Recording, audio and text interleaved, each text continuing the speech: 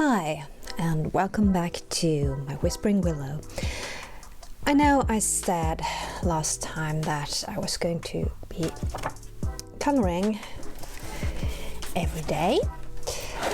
Unfortunately, I haven't been able to keep that up because, well, as I said, I've been having a block. Let's see if we can get this one in focus there. And when trying to get back from a block like this, it's kind of difficult actually. It's almost like a writer's block, and I'm doing my best to keep this up. It's been almost 1.5 weeks now, I think, since I was coloring the last time. And last video I got a lot of suggestions that I could improve my videos, and I am so grateful for all the suggestions that I got. And I know that this is very, very basic, just putting on the camera and shooting, and unfortunately that's actually all that I'm capable of doing right now.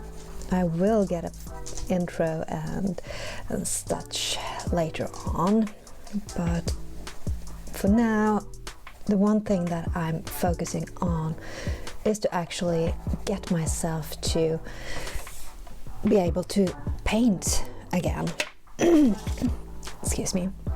I'm finding that inspiration, because I'm finding that really hard in these times. I'm usually a very positive person who enjoys life, and when all of this shit, because it is shit, is going on out in the world, all of these lies, it's very difficult to do something and to be able to function as a normal human being.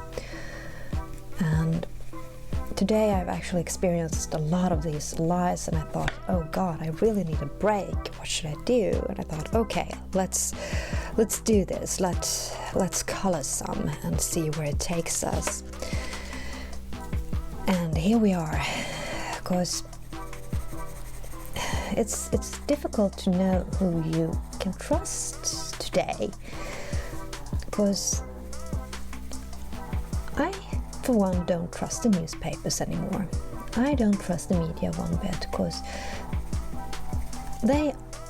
it's not adding up the science of it. That's why I'm not trusting them, because I'm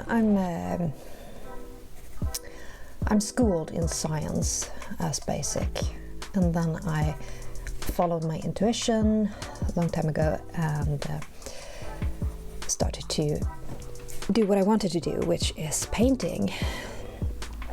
I love science, I do, but when things go like this, that it's doing now with the bug and stuff, and it's not science, it's not.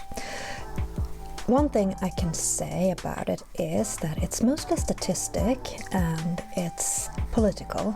It's not medicinal, as the media wants us to think that it's medicinal and that it's a very dangerous bug, but it's actually not when you look at the science of things. And that's very important to do, especially in times like these, and question why is it that they are actually trying to scare us, because they are scaring people much more than that is necessary. Why is that? That's why I'm saying it's political, not medicinal. And some governments has actually gone out and stated that it is political, the decisions, not medicinal. And why do they do that? It's not then because they want to keep the population safe.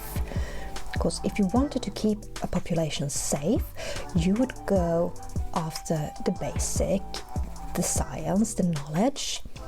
you would not ignore that, which they have obviously done, since they go out and state that it is political decisions.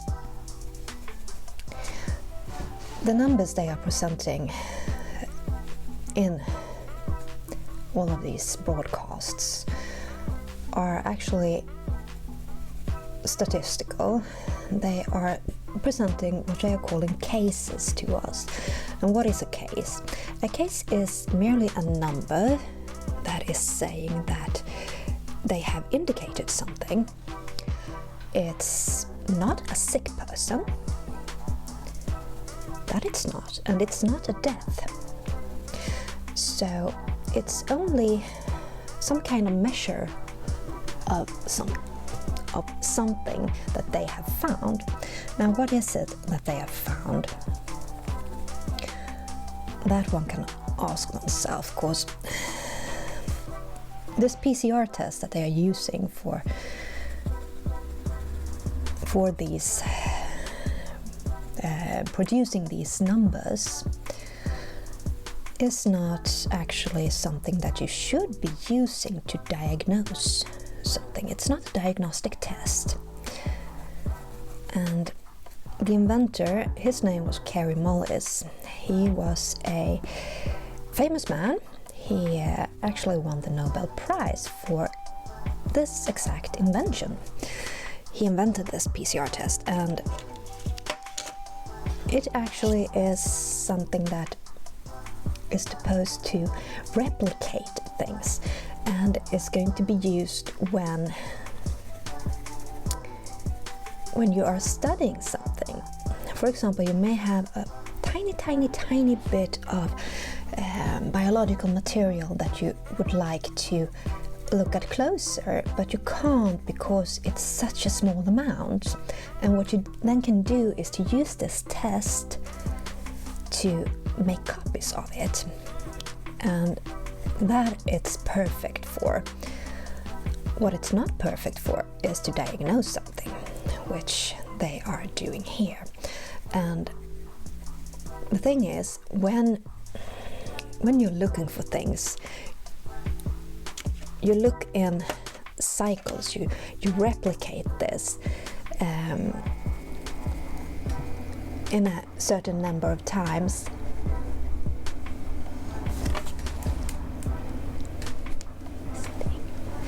And that can actually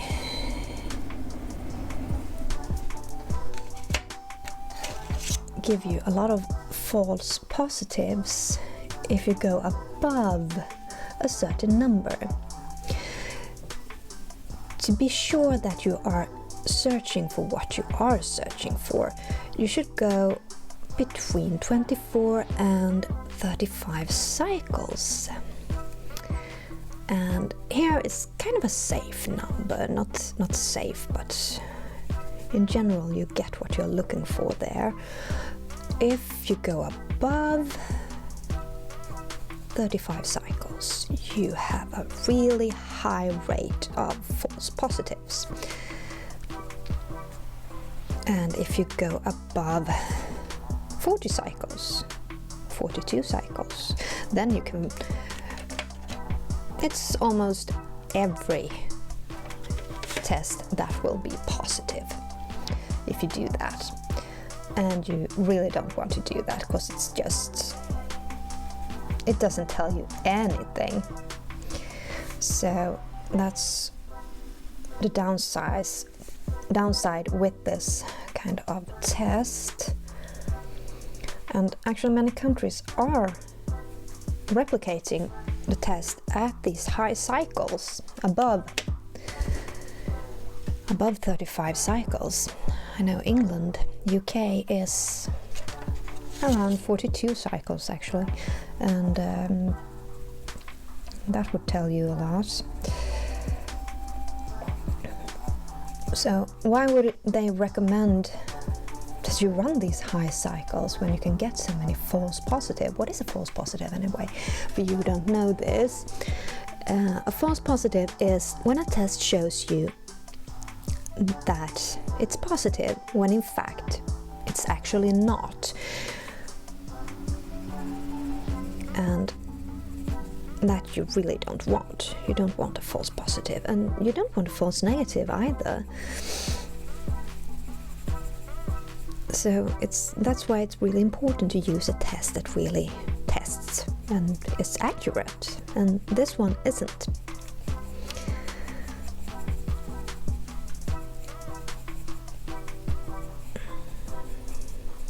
And when you get all of these cases, because that's what they are presenting, all of these cases are the numbers that they are finding that are positive, as they say.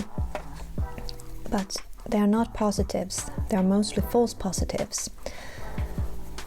And the thing is, when you test, I'm sure you've seen a lot of YouTube videos about this, because people have been having a lot of fun with it, testing rainwater, testing their dog's fur, and papaya, goat, I know, they've been testing as well.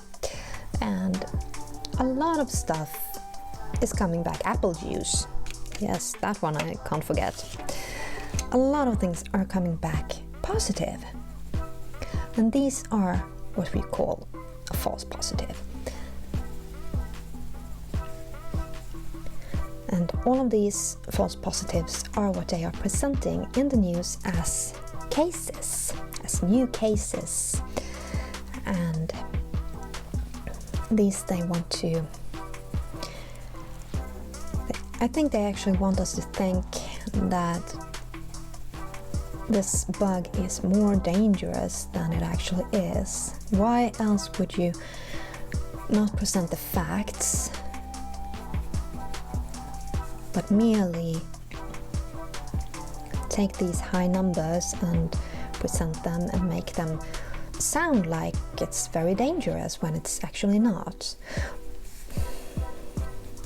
No, I'm not what you call a conspiracy theorist. I'm a scientist.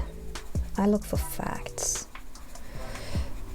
And that's another thing. They want to divide everyone and want us to question each other and everything else but them. Now, why can't we question them and what they are presenting as facts? But it's not. It's merely statistics. It's only numbers. It's not true cases for something.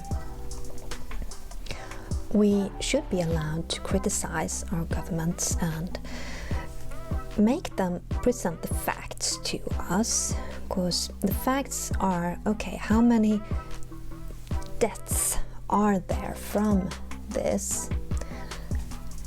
Are there more deaths than previous years? And if so, how many? And another thing that it's really important to look at here is that you need to look at how many have died from the actual disease and not from any other disease, because many of the people that have died has died with other illnesses, other very severe illnesses. And that we really need to keep in mind, because those illnesses I'm talking about can be pneumonia, it can be cancer, it can be a lot of very kidney failures and heart disease and such. Very serious diseases that are the ones that have actually killed the patient. So these things we really need to question. And the government, of course it's all over the world, they are doing the same thing everywhere, they are making it very hard for us to question things. Now, why is that? Why can't we question them? This is also one thing that makes me say that it's all political. It's not medicinal at all. If it was medicinal, you'd listen to the doctors and you'd take in more than one or two experts. Experts are people that have worked closely with this disease, worked closely with the science, and know what they are talking about, like Nobel Prize winners. There's actually 2 Nobel Prize winners that are stating that this bug is man-made, and they are putting their Nobel Prizes at stake. How come we haven't heard about this in the news? That's what you need to question, because a lot of things are not getting in the news, and these are actually newsworthy material. These are scoops. I mean, any journalist would be happy to dig into such a thing, don't you think? I mean, just how many of you haven't looked at Lewis and Clark Kent, Superman, when you were young, and their journalistic things when they are looking at scoops and such?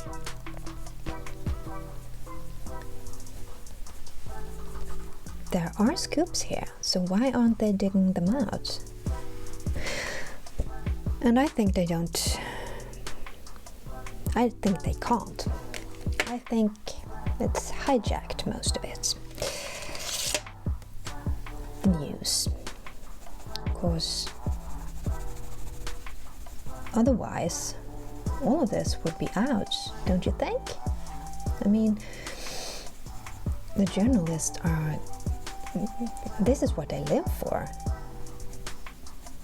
So why haven't we heard of it?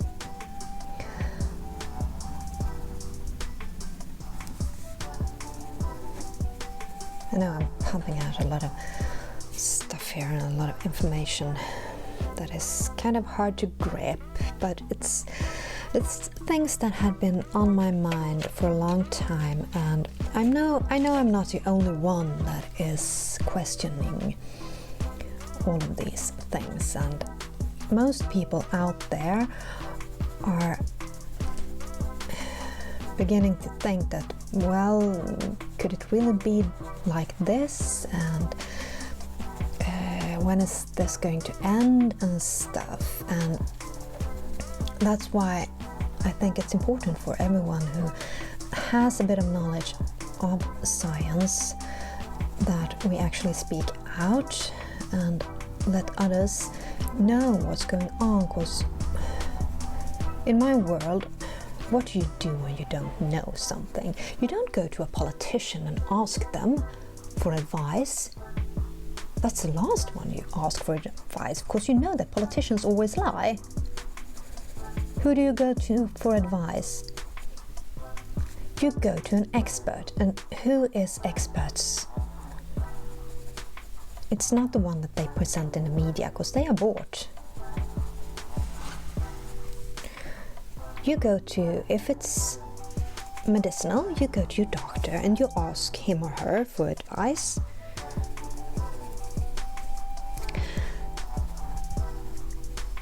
And if it's something that has to do with a lab, you go to someone who works in a laboratory to ask them. If you need advice on how to fix your shoe, you go to a shoemaker, you don't go to a politician. And if you need advice on how to build your house, you go to someone who builds houses, a carpenter. You don't go to a politician. You don't go to a doctor for that. You choose your experts, don't you? I know many might shrug their heads at what I'm saying here, but think about it. Really, it's common sense, you know.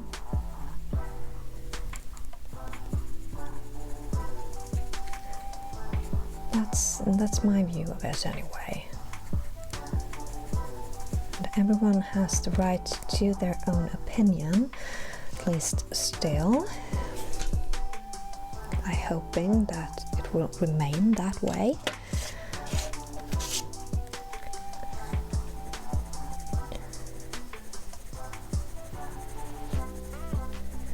But I hope that you can try and start to view your world around you a bit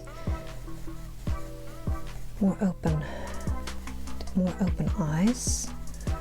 If you have listened to me this far, then I think you feel that I'm actually onto something here, and that you too feel that things are not just right and dandy in the world.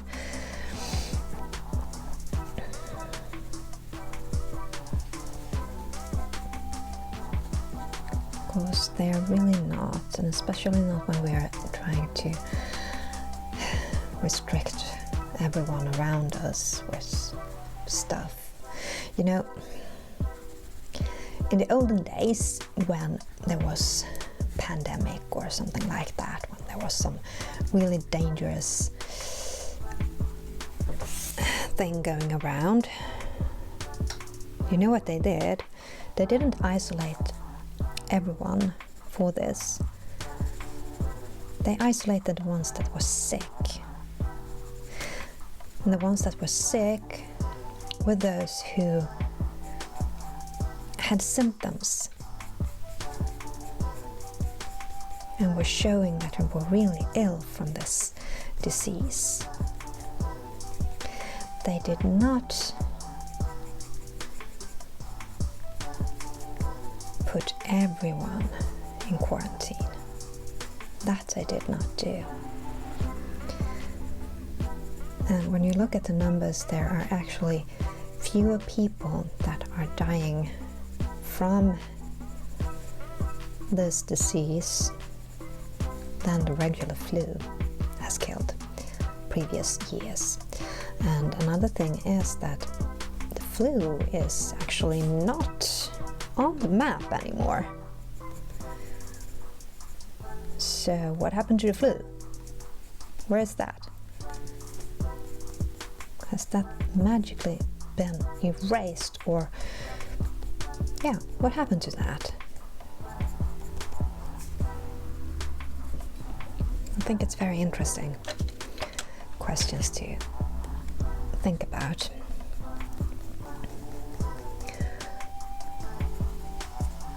Because these restrictions, they're kind of dangerous, you know.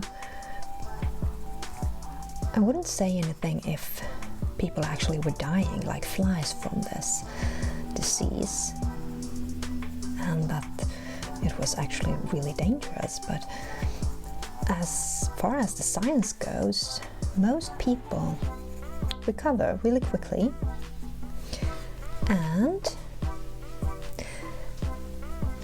there's very little side effects from it. So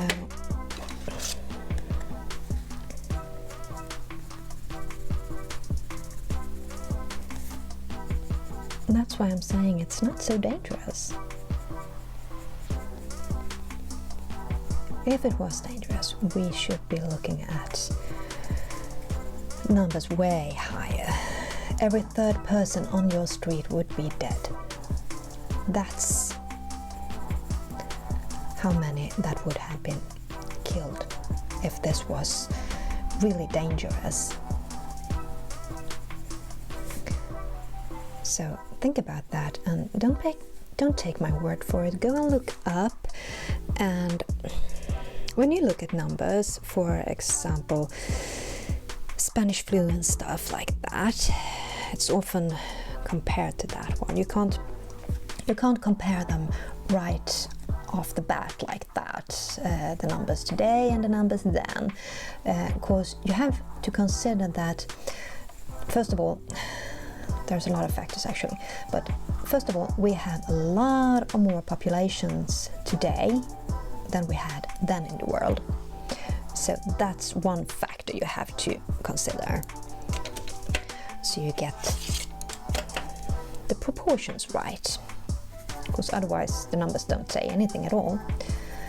And another thing you have to consider looking at that is that they actually didn't have a way to measure the deaths everywhere in the world at that time. So that's two things that you need to think about when looking at the numbers if you are comparing to the Spanish flu. It's kind of difficult with statistics, because you can, if you don't know what you're doing, and I'm no expert at it, but I have studied it, I can tell you that much. It's rather difficult to know what you're doing. You can sway it one way or another if you're really good at it. So, and that's what they're doing right here. They're just presenting the cases, as I told you in the beginning. They're not stating that these are the actual positives. So what we are seeing is more of a case-demic than anything else, and that we can take up another time. Of course, that's a long subject too. But if you'd like to know about a case-demic, I can talk about that another time. Of course, as you see, I'm not a very fast painter, and I'm getting a bit tired of hearing myself talking here, so. But it was nice to be able to actually just draw for a bit. Even though it's not my best work at all, it's good just to get it out there, you know, and I can tell you that drawing like this is very positive for the brain, and it helps you to rewind and collect your thoughts. It organizes things in the brain for you while you're doing it, because you don't have to think. And that creates space, and space is what you need right now in the brain, because that gives you a little bit of extra time to think before you react. It's known that when we are stressed and we are in the reptilian brain, you know, that little part in the back of the head that looks like a little snake, that's called the reptilian brain. This is when you go into fight or flight mode, so to speak. It's when you get stressed and you are threatened, and you either run or you fight. That's what that part of the brain is for, and it's very basic, very fundamental part of the brain. We need it to survive. But when we are in times like these, when we are presented with facts that scare us on a continuous basis, we actually don't jump out of that reptilian brain, and that creates a constant stress, which really takes a strain on the body, because it makes a lot of cortisol in the body, and that's not good, those levels, if they are too high. And it also prohibits you from thinking. Now, remember I said that this whole thing is political and it's not medicinal.